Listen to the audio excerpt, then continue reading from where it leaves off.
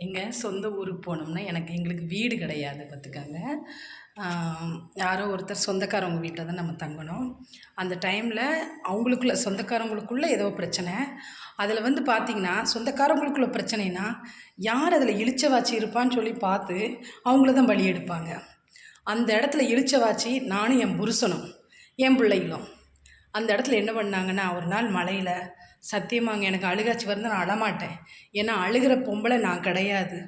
அடுத்தவங்கள சிந்திக்க வைக்கிற பொம்பளை நான். அந்த மாதிரி கேரக்டர் நான்.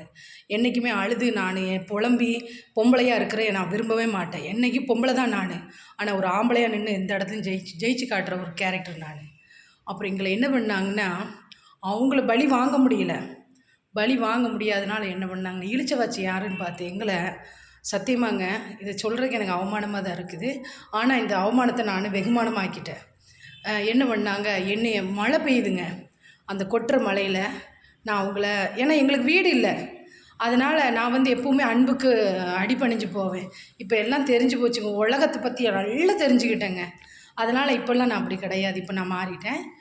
என்ன பண்ணாங்க, என்னைய என் பசங்க 2 பேர், எங்கள் வீட்டுக்கார் வரமாட்டேன்ட்டார்.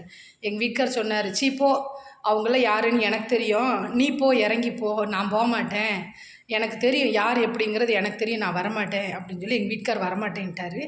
அவரோட சொந்தம், என் சொந்தம் கிடையாது, அவரோட சொந்தம். ஆனால் எங்கள் சொந்தம் நான் நினச்சி நான் போனேன்.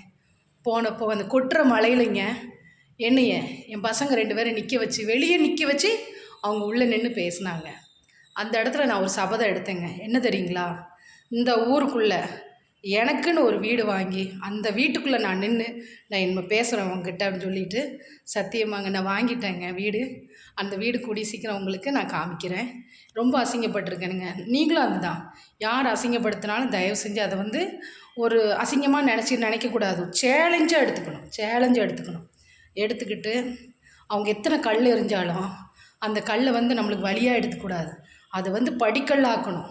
அந்த கல் எடுத்து அந்த கல்லுக்கு மேலே ஏறி உட்காந்து, வா நீ வீசு நான் பார்த்துக்கிறேன்னு சொல்லிட்டு உட்காந்து அந்த கல் போட நம்ம அதுக்கு மேலே நிற்கணும், தவிர கீழே இறங்கிடக்கூடாது. நான் அந்த வீட்டை காமிக்கிறேங்க கூடி சீக்கிரம்.